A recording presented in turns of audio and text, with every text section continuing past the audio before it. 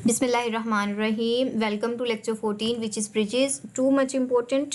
कोई भी point miss नहीं करना आपने। सबसे पहले हमारे पास है स्टार्टअप। तो स्टार्टअप क्या होता है? जब भी एक ब्रिज पहली बार बूट होता है तो उसकी एड्रेस लिस्ट हमेशा खाली होती है। अगर अब जो खाली एड्रेस लिस्ट होती है ना, हमारे पास एम्प्टी एड्रेस लिस्ट, उसको हम कहते हैं स्टार्टअप। अगर हमारा जो ब्रिज है उसको अपनी लिस्ट के अंदर डेस्टिनेशन एड्रेस मिलता ही नहीं है, तो वो क्या करता है, वो अपने अदर जो उसके नेक्स्ट सेगमेंट होता है उसको ट्रांसमिट कर देता है अपने फ्रेम को, या फिर फॉरवर्ड कर देता है। कुछ देर बाद जब ब्रिज पर कंप्यूटर से कम एटलीस्ट एक फ्रेम वसूल हो जाता है, तो अब क्या है, अब उसकी लिस्ट बन चुकी है। अब जो स्टेट है हमारी ब्रिज की, वो कौन सी स्टेट कहलाती है? Steady state. और फिर ये सिर्फ अपने फ्रेम को फॉरवर्ड करता है जहाँ पर ज़रूरी हो। तो अब हमने यहाँ पर क्या देखा कि फ्रेंड्स, हमारा जो ब्रिज होता है वो एक इंटेलिजेंट डिवाइस है।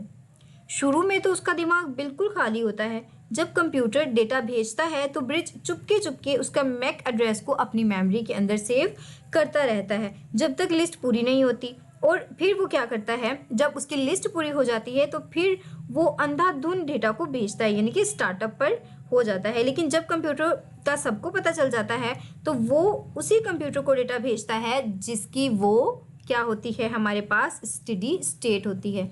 बिल्कुल इसी तरह जो रियल लाइफ की एग्जांपल मैंने लास्ट लेक्चर में भी बताई थी कि एक नया पोस्टमैन, अगर हम एक नए पोस्टमैन को सोचें, पहले दिन उसे किसी घर का नहीं पता, तो वो है उसकी स्टार्टअप स्टेट। वो हर गली में जाएगा, हर घर से जाकर पूछेगा, लेकिन एक महीने बाद उसको सबके नाम और घर भी याद हो चुके होंगे। अब वो क्या करेगा, अब वो डायरेक्ट उसी घर के अंदर ख़त को भेजेगा जहाँ पर वो ज़रूरी है। तो उम्मीद करती हूँ यहाँ तक आपको समझ आ गई होगी। अब है planning a bridge network. Planning a bridge network state में एक ब्रिज पर हर सेगमेंट को स्टिम्युलेनियसली हम उसको इस्तेमाल करने की परमिशन दे देते हैं। ठीक है, तो अब क्या होता है कि लैन को डिज़ाइन करते वक्त परफॉर्मेंस को बेहतर बनाने के लिए ब्रिज लगाकर लैन को सेगमेंट के अंदर डिवाइड किया जा सकता है। ये हमने पहले भी पढ़ी है कि जब भी हम बना रहे होते हैं लैन, तो हम क्या कर सकते हैं, हम ब्रिज को इंस्टॉल कर सकते हैं। किस तरह इंस्टॉल कर सकते हैं, हम डिवाइड कर सकते हैं अपने लैन को किस में, सेगमेंट्स में, किसके लिए, परफॉर्मेंस को इम्प्रूव करने के लिए। अब यहाँ पर आपको एक छोटी सी एग्जाम्पल भी दी गई है। जो कंप्यूटर आपस में फ्रीक्वेंटली कनेक्ट कर रहे होते हैं या फिर कांटेक्ट में होते हैं, इन्हें एक ही सेगमेंट के साथ अटैच कर देना चाहिए। एक सेगमेंट की फ्रेम ट्रैफिक दूसरे सेगमेंट को इफ़ेक्ट नहीं करती। तो आसान अल्फाज में ब्रिज का सबसे बड़ा फ़ायदा ये होता है कि ट्रैफिक को अलग कर देता है। फ़र्ज़ करें आपकी यूनिवर्सिटी में 2 डिपार्टमेंट्स हैं, हम दोनों के दरमियान एक ब्रिज बना देते हैं। अब एक डिपार्टमेंट वाला आपस में जो मर्जी डेटा चाहे वो शेयर कर सकता है और इसका लोड दूसरे डिपार्टमेंट की तार पर नहीं पड़ेगा। ठीक है, अब नेक्स्ट हम बात कर लेते हैं। अगर हमारी बिल्डिंग्स एक दूसरे से बहुत ज़्यादा दूर होती हैं तो क्या होता है कि हम उनको 2 लैन के साथ आपस में कनेक्ट करने के लिए फाइबर मोडेम या ब्रिज का यानी कि 2 पेयर्स को यूज़ करते हैं और एक फाइबर ऑप्टिक के ज़रिए हम उनको अटैच कर सकते हैं। तो जैसे कि अब हमारे नीचे फिगर के अंदर है कि ये देखें, ये बिल्डिंग नंबर 1 है हमारे पास and that is building number 2। अब हमने क्या किया है, हमने इसके अंदर जो यूज़ की है, हमने फाइबर ऑप्टिक्स की टेक्नोलॉजी को यूज़ किया है बिल्डिंग को कनेक्ट करने के लिए। हमने एक लगाया है ब्रिज के बाद हमने एक लगाया है फाइबर मोडेम। तो अब इन दोनों का यूज़ करते हुए हम फाइबर ऑप्टिक्स की वायर के थ्रू एक बिल्डिंग से दूसरी बिल्डिंग को कनेक्ट कर सकते हैं। Bridge between buildings. तो स्टूडेंट, अब इसके एडवांटेजेस की बात कर लेते हैं कि हमारे पास इसके फ़ायदे क्या होते हैं। सबसे पहली जो हमारे पास बात आती है वो है कॉस्ट। अलग अलग बिल्डिंग में मौजूद बहुत सारे कंप्यूटर्स को कनेक्ट करने के लिए ऑप्टिकल फाइबर का एक ही पेयर काफ़ी होता है। तो इससे पता चला कि हमारी कॉस्ट बच जाती है। और दूसरा होता है मेंटेनेंस। किसी कंप्यूटर को इंस्टॉल या रिमूव करते हुए बिल्डिंग के दरमियान की वायरिंग को चेंज करने की ज़रूरत नहीं पड़ती। अब देखें ना, जो हमारी वायरिंग है वो एज इट इज़ रहती है, क्योंकि हमने क्या यूज़ किया है, हमने ब्रिज को यूज़ किया है। तो क्या होता है कि हमें उसकी वायरिंग पर कोई काम करना ही नहीं पड़ता। There is no need to change the wiring. ठीक है, नीड होती नहीं है बिल्डिंग्स के दरमियान जब किसी भी कंप्यूटर को हम इंस्टॉल कर रहे हों या फिर रिमूव कर रहे हो। अब परफॉर्मेंस क्या है, traffic on each building doesn't effect the other, एक बिल्डिंग की जो ट्रैफिक है वो दूसरी को क्या नहीं कर रही होती, डिस्टर्ब नहीं कर रही होती। बिल्डिंग अक्रॉस लॉन्ग डिस्टेंसेस, अगर कुछ ऐसी बिल्डिंग्स होती हैं जिनका डिस्टेंस जो होता है वो बहुत ज़्यादा दूर होता है, तो उन्हें हम किस तरह से कर सकते हैं। तो सबसे पहले तो ये है कि हमारे पास ये हमेशा पॉसिबल नहीं होता कि दो साइड्स को ऑप्टिकल फाइबर से कनेक्ट किया जा सके, क्योंकि डिस्टेंस कभी कभार बहुत ज़्यादा लंबा भी हो सकता है। आमतौर पर अगर ज़मीन आपकी नहीं है तो आपको फाइबर ऑप्टिक बिछाने की इजाज़त ही नहीं मिलती। सबसे बड़ा जो हमारे पास मसला आता है ना, वो तो यही होता है कि अगर आपकी अपनी लैंड नहीं है या फिर वट एवर, तो आप ऐसे ही आज़ादाना तौर पर अपनी लाइन को नहीं बिछा सकते। दो डिस्टेंस साइड्स को कनेक्ट करने के आमतौर पर जो दो तरीके दिए जाते हैं वो हमारे पास दो ही हैं। नंबर 1 पर आ जाता है हमारे पास leased serial connection which is less distinct, जो लेस डिस्टिंक्ट होता है, और दूसरा हमारे पास आ जाता है लीज्ड सेटेलाइट चैनल।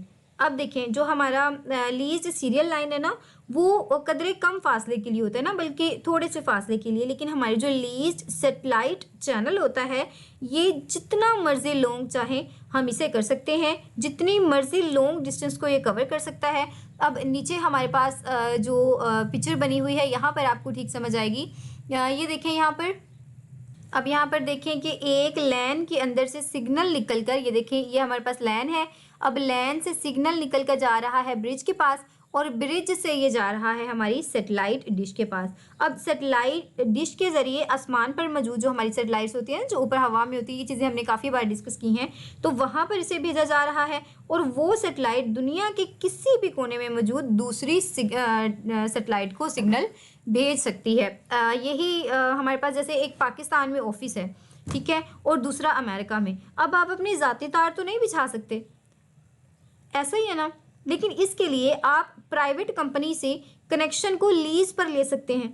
अगर फासला दरमियानी हो, जैसे कि एक सिटी से दूसरे सिटी में, या फिर एक हमारा जो ब्लॉक होता है दूसरे ब्लॉक में, तो उसके लिए हमारी सीरियल लाइन काम आ जाती है। लेकिन जब बात हो मुल्कों से कनेक्शन की या फिर मुल्कों से बाहर जाने की, तो हम यूज़ करते हैं सेटेलाइट सिस्टम को। हाँ जी, तो ये वाला जो पॉइंट है ये आपका काफ़ी ज़्यादा इम्पोर्टेंट है कि अगर हम ऑप्टिकल फाइबर की बात करें, अनलाइक ऑप्टिकल फाइबर, तो कॉस्ट बचाने के लिए सेटेलाइट कनेक्शन की बैंडविड्थ कम होती है। चूँकि लोकल नेटवर्क से आने वाले फ्रेम इस स्पीड से कहीं ज़्यादा फास्ट होते हैं, जिससे इन्हें सेटेलाइट लिंक के ज़रिए भेजा जा सकता है। इसीलिए ब्रिज को बफरिंग करनी पड़ती है। हमने ये जो सिंक्रोनाइजेशन भी कहते हैं इसे, और बफरिंग भी कहते हैं, ये चीज़ हमने काफ़ी बार डिस्कस की है। CS 302 में भी हमने इस चीज़ को डिस्कस किया था। तो हमें बफरिंग करनी पड़ती है, ठीक है, यानी एक फ्रेम की एक कॉपी को मेमोरी में सेव करना पड़ता है जब तक कि दूसरा ना भेजा जा सके। अब इस अमल में ब्रिज की मेमोरी ख़त्म हो सकती है, ऐसा ही है। इसके लिए कंप्यूटर सॉफ्टवेयर आमतौर पर क्या करते हैं, फ्रेम भेजने के बाद रिस्पॉन्स का वेट करते हैं। आसान अल्फाज में सेटेलाइट कनेक्शन जो होते हैं ना, वो हमारे पास बहुत स्लो होते हैं। स्लो तो होंगे क्योंकि उनका डिस्टेंस बहुत ज़्यादा है। तो हम क्या करते हैं, हम लोकल नेटवर्क से बहुत जो तेज़ डेटा आ रहा होता है, ऐसा ही है, जो हमारे पास कंप्यूटर हैं वो तो बहुत तेज़ डेटा को भेजते हैं। तो जब लोकल नेटवर्क से बहुत तेज़ डेटा आता है तो ब्रिज को वो सारा डेटा टेम्परेरली अपनी मेमोरी के अंदर स्टोर करना पड़ता है, जिसे हम बफरिंग कहते हैं। फिर आहिस्ता आहिस्ता वो सेटेलाइट की केबल में भेजा जा सकता है। तो यहाँ पर हमारा बफरिंग वाला भी। अब हमारे पास है अ साइकिल ऑफ ब्रिजेस। तो ब्रिजेस के साइकिल का कॉन्सेप्ट क्या है, ये आपका लोगों के लिहाज से काफ़ी ज़्यादा इंपॉर्टेंट है। एक ब्रिज नेटवर्क बहुत सारे सेगमेंट को कनेक्ट कर सकता है। हर सेगमेंट को बाकी ब्रिज नेटवर्क से कनेक्ट करने के लिए एक और ब्रिज की ज़रूरत पड़ती है। अब देखें ना, एक हमारे पास जो ब्रिज है वो 2 सेगमेंट को कनेक्ट कर सकता है। अब क्या है, अब हमारा जो दूसरा है उसने मज़ीद 2 को करना है, तो क्या होगा, 2 और उन्हें कनेक्शन की ज़रूरत पड़ेगी। तो अब हमारी अब क्या बन जाता है, अगर बड़े नेटवर्क पर ब्रिजेस का एक साइकिल बना लें तो वो ब्रॉडकास्ट फ्रेम का एक मसला पैदा कर देते हैं, यानी कि ब्रॉडकास्ट फ्रेम की कॉपी इस साइकिल के इर्द गिर्द घूमती रहती है। और वो हर कंप्यूटर को इनफिनिट यानी कि लामहदूद जो कॉपियाँ होती हैं वो सेंड कर देती हैं। जैसे कि अब हमारे पास जो फिगर है यानी चीज़ घूम रही है, यहाँ से हमारे पास ए सेगमेंट के पास भी चली गई, बी के पास भी चली गई। अब यहाँ पर B2 है तो B2 ने ब्रिज 4 को भी भेज दी, ब्रिज 5 को भी भेज दी इसी तरह। अब क्या कॉपी तो वही है, B1 की ही कॉपी है। B1 से गई है B3 ने भेज दी है B7 को, यहाँ पर B3 ने ही भेज दी है B6 को। तो कॉपी एक ही है, वो घूम रही है। तो क्या बन गया, वो एक साइकिल बन गया। आसान से अल्फाज में यही कि जब नेटवर्क को मजबूत बनाने के लिए ब्रिज के दरमियान 2 या 2 से ज़्यादा रास्ते बना दिए जाएं ताकि एक तार टूटने पर नेटवर्क बंद ना हो, तो एक मसला बन जाता है कि डेटा एक गोल लूप के अंदर फंस कर घूमना शुरू कर देता है और वो नेटवर्क के लिए जो हमारा नेटवर्क होता है वो हैंग हो जाता है। जहाँ पर हमारा ये मसला सॉल्व हो रहा था ना कि हमारी एक तार टूट जाएगी तो दूसरी काम में आ जाएगी, वहीं पर ये हमारे लिए थोड़ी सी मुश्किल भी क्रिएट कर देता है। अब यहाँ पर देखिए if bridge are on the longer network, अगर हमारे जो ब्रिज होते हैं वो लॉन्गर नेटवर्क पर हों, then broadcast frame introduce a problem. जो प्रॉब्लम होती है वो भी हमने पढ़ ली। द कॉपीज, ये भी चीज़ें हम डिस्कस कर चुके हैं। ये हमारे पास साइक्लिक की डायग्राम थी और ये हमारे पास प्रॉब्लम की डायग्राम है। अब किस तरह से लॉन्ग आ सकता है ये भी हम आपको बता देते हैं कि अगर आपके पास इस तरह साइकिल बना हो, अब साइकिल किस तरह से बना होगा कि आपके पास एक ब्रिज होगा और उसने 2 सेगमेंट को कनेक्ट किया होगा। अब 2 सेगमेंट ने फर्दर अपने मोर सेगमेंट को कनेक्ट किया होगा, तो ये आपके पास आ जाती है साइक्लिक ब्रिज की। अब साइक्लिक ब्रिज की जो प्रॉब्लम आती है वो इस डायग्राम से पता चलती है। सवाल कुछ इस तरह से आएगा कि आपके पास इस तरह से डायग्राम बना दी जाएगी और आपसे कहा जाएगा कि आइडेंटिफाई करें यहाँ पर कौन सी प्रॉब्लम अक्कर हो रही है। तो हमने क्या बताना है कि हमारे पास ब्रिज B1 ने सेगमेंट A को भी सेंड कर दिया, सेगमेंट 3 को भी कर दिया। अब सेगमेंट 3 ने B2 को कर दिया, B2 ने अगेन कर दिया 4 को। अब वही सेगमेंट फिर से 3 के पास चला गया, 3 ने फिर से 1 को सेंड कर दिया। क्या बन गया, एक लूप बन गया, एक चक्कर बन गया। ठीक है, और इसका नुकसान क्या है, हमारा जो नेटवर्क है वो हैंग हो सकता है। डिस्ट्रीब्यूटेड स्पिनिंग ट्रीज, ये आपका बेसिकली मैथ का टॉपिक है। देखिए हमारी मैम कहती थी कि math is a king of sciences, तो मैथ से आप कहीं नहीं बच सकते। देखिए अब हमारी जो मैथ का कॉन्सेप्ट है वो आ गया है हमारी नेटवर्किंग के अंदर भी। अगर हम ब्रिज नेटवर्क एक साइकिल बना लें तो हमारे नेटवर्क पर मौजूद तमाम ब्रिजेस को, ब्रॉडकास्ट फ्रेम को, तमाम जो हमारी होती है हमारे ब्रॉडकास्ट फ्रेम को फॉरवर्ड करने की इजाज़त नहीं होनी चाहिए। हल यही है ना कि अगर ब्रिज फॉर एग्जांपल अगर हमारी ब्रिज ने एक साइकिल बना लिया है, यहाँ तक तो हो गया। अब हम बेहतरी कहाँ पर कर सकते हैं कि हम ऑल ब्रिजेस को, अपनी फ्रेम्स को, ब्रॉडकास्ट फ्रेम को फॉरवर्ड करने की परमिशन ही ना दें। तो अब क्या होगा, ब्रिज खुद को ऑटोमेटिकली इस बात का फैसला करने के लिए कॉन्फ़िगर करते हैं कि कौन से ब्रिज ब्रॉडकास्ट फ्रेम को फॉरवर्ड करेगा और कौन सा नहीं करेगा।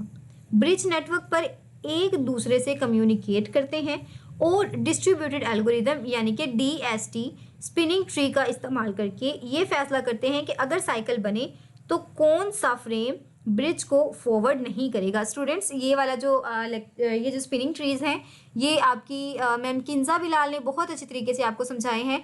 तो अगर आप उनका एक आध लेक्चर ले लें तो आपको ये चीज़ें बहुत अच्छे तरीके से समझ आ जाएंगी। तो मैक्सिमम स्टूडेंट्स ने तो ये कॉन्सेप्ट्स किए होंगे MTH 202 में।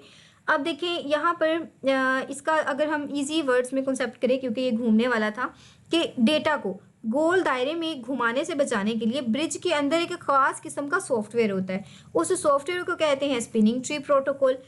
ब्रिजेस को आपस में बात करने और खुद ब खुद एक फालतू रास्ते को लॉजिकली ब्लॉक करने के लिए हम इस सॉफ्टवेयर को यूज़ करते हैं।